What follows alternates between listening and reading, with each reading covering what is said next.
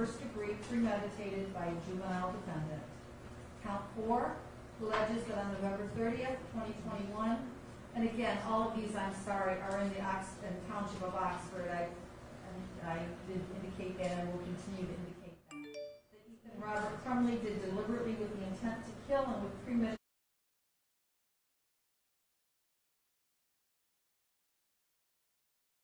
Murder first degree premeditated by a juvenile. Murder first degree premeditated by a juvenile defendant. Count 4 alleges that on November 30th, 2021, and again, all of these, I'm sorry, are in the Township of Oxford. I did indicate that and will continue to indicate that.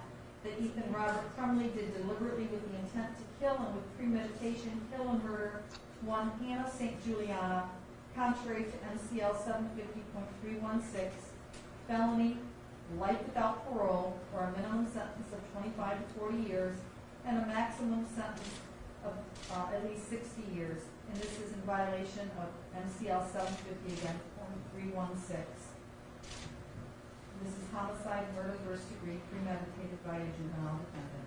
Count 5 alleges that on November 30th, Ethan Robert Crumbley did in the Township of Oxford, deliberately with the intent to kill and with premeditation, kill and murder Justin Schilling, contrary to MCL 750.316, a felony life without parole or a minimum sentence of 25 to 40 years and a maximum sentence of at least 60 years. This is called homicide, murder first degree, premeditated by a juvenile defendant.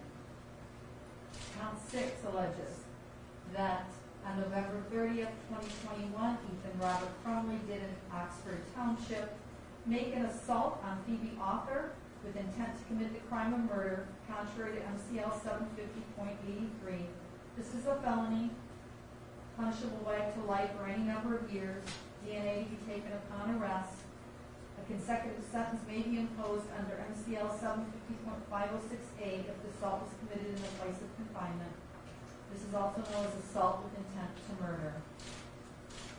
Count 7 indicates that on November 30th, 2021, Ethan Robert Crumbley, while in the Township of Oxford, did make an assault upon John Asciutto with intent to commit the crime of murder, contrary to MCL 750.83. This is a felony, punishable by life or any number of years, DNA to be taken upon arrest. This is also known as assault with intent to commit murder. Count 8 indicates that on November 30th, 2021, Ethan Robert Crumbley did in Oxford Township make an assault on Molly Darnell with the intent to commit the crime of murder, contrary to MCL 750.83. This is a felony, punishable by life for any number of years, and DNA to be taken upon arrest, also known as assault with intent to murder. Count 9 alleges that on November 30th, 2021, Ethan Robert Crumbley, while in the Township of Oxford, did make an assault on Riley Franz with intent to commit the crime of murder, contrary to MCL 750.83. This is a felony, punishable by up to life or any number of years, DNA to be taken upon arrest. This is called assault with intent to murder. Count 10 alleges that on November 30th, 2021, Ethan Robert Crumbley, while in Oxford Township, did make an assault upon Elijah Mueller with intent to commit the crime of murder, contrary to MCL 750.83, a felony, punishable by life or any number of years, DNA to be taken upon arrest. Also, again, assault with intent to murder. Count 11 alleges that on November 30th, 2021, Ethan Robert Crumbley, while in Oxford Township, did make an assault upon Kylie Assange with the intent to commit the crime of murder, contrary to MCL 750.83. This is a felony, punishable by life or any number of years. DNA to be taken upon arrest. Count 12 indicates that on November 30th, 2021, Ethan Robert Crumbley, while in Oxford Township, did make an assault upon Aiden Watson with intent to commit the crime of murder, contrary to MCL 750.83, a felony punishable by life or any number of years, and DNA to be taken upon arrest. This is also called assault with intent to murder. There are now 12 counts of possession of a firearm in the commission of a felony. Counts 13, 14, 15, 16, 17, 18, 19, 20, 21, 22, 23, and 24. They do allege that on November 30th, 2021, in Oxford Township, Ethan Robert Crumbley did carry or have in possession a firearm, to wit, a pistol at the time he committed or attempted to commit a felony, to wit, terrorism causing death, also murder in the first degree for count 14, murder in the first degree for count 15, murder in the first degree for count 16, murder in the first degree for count 17, assault with intent to commit murder for count 18, assault with intent to commit murder for count 19, assault with intent to commit murder for count 20, assault with intent to commit murder for count 21, assault with intent to commit murder for count 22, assault with intent to commit murder count 23, and assault with intent to commit murder count 24. This is contrary to the laws in the state, specifically MCL 750.227B. This is a felony punishable by up to 2 years consecutively with and preceding any term of imprisonment imposed for the felony or attempted felony conviction. This is called possession of a firearm in the commission of a felony. Sir, do you understand all the charges against you? Yes, I do. Again, you have a right to remain silent. Anything you say can and will be used against you in court of law. Do you understand your right to remain silent?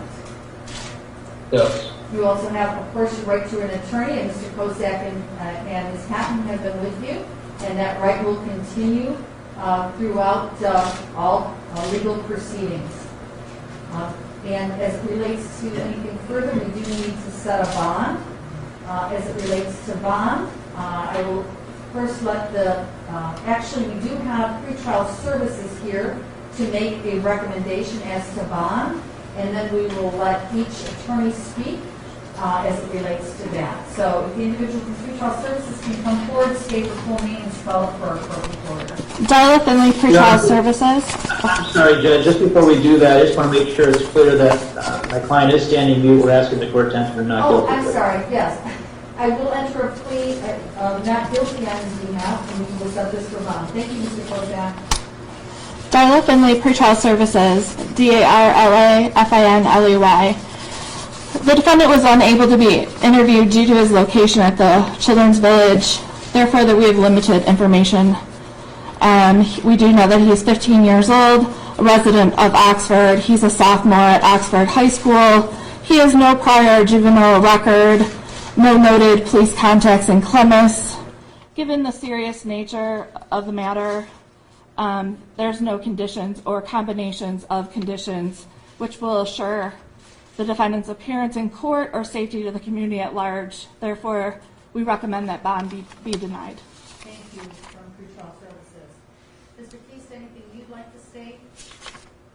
I would, Judge, thank you. Because the defendant is a juvenile charged as an adult, this court must look at Michigan Court Rule 6.909, subparagraph 2. That court rule states that regarding detention without bail, if the proof is evident or that the presumption is great that the juvenile committed the offense, the magistrate or the court may deny bail, subparagraph A, to a juvenile charged with first-degree murder. Judge, in this case, I am asking this court to deny bail as pretrial supervision has indicated. As a offer of proof, I think it's appropriate for this court to have a brief chronology of what happened on November the 30th, 2021. As you heard during the swear-to, Judge, Oxford High School is equipped with surveillance video. We've had the opportunity to review that surveillance video just this morning. And what's depicted on that video, honestly, Judge, I don't have the words to describe how horrific that happened on November the 30th. It depicted just before 12:51 p.m. this defendant entering a bathroom with a backpack. A minute or two later, he exited the same bathroom without the backpack, but with a gun in hand. At that point, he methodically and deliberately walked down the hallway, aiming the firearm at students and firing. Right outside the bathroom, he began firing, Judge. After children started running away from the defendant, he continued down the hallway, again at a deliberate and methodical pace, pointing and aiming inside classrooms and at students who hadn't had the opportunity to escape. This continued on for approximately 5 minutes. The defendant went to another bathroom. As deputies arrived, he set the firearm down and he surrendered. Judge, a preliminary review of the defendant's social media accounts, his cell phone, as well as other document evidence recovered on scene showed that this defendant planned this shooting. He deliberately brought the handgun that day with the intent to murder as many students as he could. Judge, I believe no bond is appropriate. And again, like I stated, at the appropriate time, I'd like to make a motion to transfer this defendant from Children's Village to the Oakland County Jail. Thank you. Mr. Kosak? Your Honor, understanding the extreme nature of this case and understanding the circumstances at hand, and having spoken to Mr. Crumbley as well as his parents, I'm going to leave the setting of the bond and the discretion of the court. Thank you. Anything further from Ms. Hatton?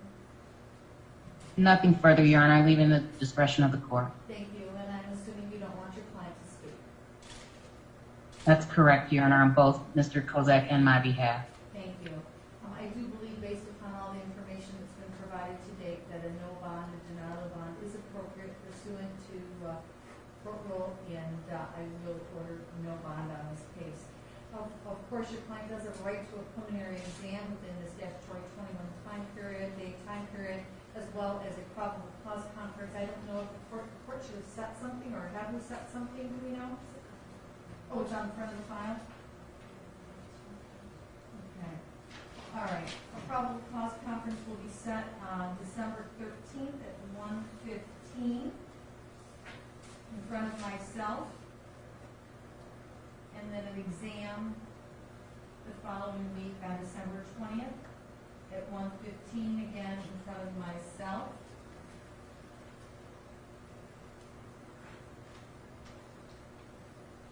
Anything further from the people or the defense? Thank you, Judge. I do have a motion for the court. The defendant is currently housed in Children's Village, if I may. Yes. Thank you, Judge. Under the same court rule, MCR 6.909, subparagraph B regarding place of confinement. Subparagraph 2. On motion of a prosecuting attorney or a superintendent of a juvenile facility in which the juvenile is detained, the magistrate or court may order the juvenile confined in a jail or similar facility designed and used to incarcerate adult prisoners upon a showing that the juvenile's habits or conduct are considered a menace to other juveniles. Judge, in this case, I can't think of a more appropriate set of circumstances for a transfer from Oakland County Children's Village to the Oakland County Jail. Now, this court must also look at the statute, and that's MCL 764.27A. I spoke with Lieutenant Tim Willis, who is the officer in charge, into the square two this afternoon. He has confirmed that the Oakland County Jail can house this defendant in a location out of sight and sound from adults, and that's the standard in the statute, Judge. The Oakland County Jail is better equipped to handle this situation. They have done so in the past. They've done so in conformance with the statute. It is a more secure location, and I would ask that this court find that this defendant's conduct is a menace to juveniles by evidence of the simple fact that he targeted juveniles in this offense. Count 1 is a charge of terrorism via murder, Judge, and the evidence that will come out of the preliminary examination and the subsequent trial will show that this was a planned event, it was methodical in its operation, and it was done so to terrorize and intimidate others in the community, Judge. I do believe the Oakland County Jail is the appropriate location to house this defendant. Thank you. Thank you. As it relates to that issue, Mr. Kozak and Ms. Hack. Thank you, Your Honor. All due respect to Mr. Keast, Your Honor, I want to remind the court, and I know the court doesn't need reminding, that these are allegations. He has not been found guilty of these issues or these charges as of yet. And I'm asking the court to, I'm objecting to the transfer at this point in time. I think the Children's Village is more than capable of monitoring him and maintaining the safety of the other residents of that facility.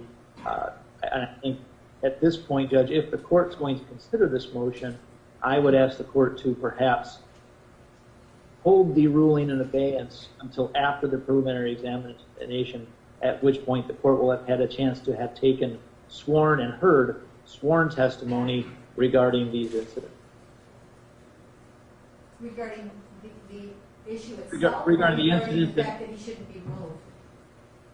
Regarding the incidents itself, Your Honor, and because I believe that's what the prosecution is using as a reason for the transfer in and of itself. That's evidence of the need to transfer. Thank you. Ms. Hatton, anything? Your Honor, just very briefly, this court has already found that the proof is evident under 6.909. And I know this is a preliminary showing. Obviously, defense has not had the opportunity to review discovery, neither has this court. However, it is alleged in these 24 counts that this defendant didn't commit first-degree murder upon anybody, but he targeted other juveniles.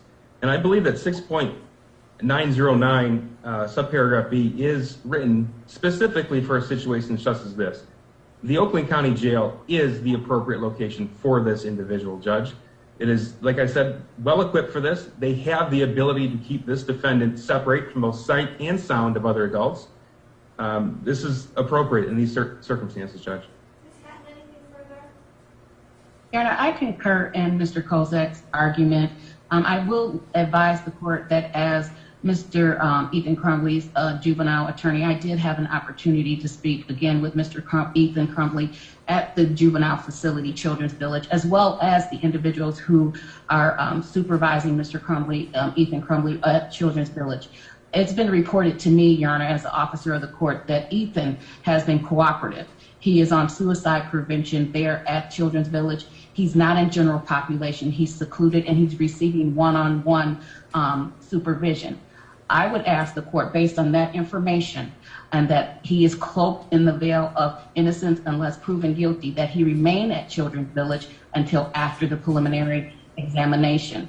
Given that Children's Village is suitable and able to maintain the safety of the other children at Children's Village, I believe it is appropriate at this time that Ethan remain at his current placement with the current conditions and supervisions in place until the preliminary exam, which is in a matter of days, December 20th, 2021, as this court has set. Thank you. I would ask to hear from Lieutenant Willis regarding safety issues and what is considered. If you want to come up to the podium, Lieutenant, and state your full name for us, please. Lieutenant Tim Willis. And Lieutenant Willis, I had heard from Mr. Keese that you thought it was appropriate for him to be moved to the adult facility. Is that correct? Yes, Your Honor. Okay. Could you explain to me why you feel that way? Many. Besides the obvious of what is alleged to occur. Right. So obviously, I agree with Mr. Keese about the incidents that I've witnessed via the video and all that stuff. But also the sheriff's office in the past has housed several juveniles. I actually worked in that jail and know for a fact that how I just have all the confidence in the world in my team, the sheriff deputies of the jail, to secure him and keep him completely sequestered and safe. Explain what would happen to him and how he would, what the Yeah, punishment would be. Yes, Your Honor. We have several jail cells in and around, but typically we have where he would go, where he would be placed is a clinic area, and it's completely secluded off from the rest of it's the only thing. If there's a glass front door, but everything else is bricked in, so it's completely private, completely back and away, and the deputy monitors him. So we had no contact whatsoever with any adult inmates. Is that correct? That is correct, Your Honor. Okay. And he would be in there in that facility by himself. Correct, and there would be no, again, the only adults he would hear would be the deputies working there, but right. no inmates. Thank Not you. see them or hear them. Thank you. Yes, Your Honor. Under the circumstances and based upon the nature of this offense, still, of course, understanding that the defendant has a right to be presumed innocent until proven guilty beyond a reasonable doubt, I'm going to certainly err on the side of caution. I think it is within the court rules to do so, and I would agree with Mr. Keese. This is the perfect example of a case that should be done to protect other juveniles. So I will have him move to that facility, as has been indicated that he will be in isolation and will not be in contact with any other adult inmates, but only that of sheriff's deputies. Anything further? Not from the people, Judge. Thank you. Thank you. Your Honor, the only other matter would be making sure that he has counsel at the date of the probable cause conference. I'm not sure if the court has work already prepared on his behalf, but he will need court-appointed counsel at that point. So I'm not sure who that obviously is done by circuit court. Do we know what's going on in that regard? He will just need to fill out the court-appointed attorney request, Judge, and they will get that to circuit. Okay. So, all right. Mr. Crumbley, we want to make sure that you have counsel at each and every future court date. So we're going to make sure you have that paperwork today to fill out so that you will have an attorney present at your probable cause conference, your preliminary exam, and all future proceedings. Do you have any questions about filling out that court-appointed attorney form? No, Your Honor. Okay. Thank you. Thank you, Mr. Kozak. Okay. If there's nothing further, we are in recess. Thank you. Thank you, Judge. Thank you, Your Honor. Thank you, Your Honor.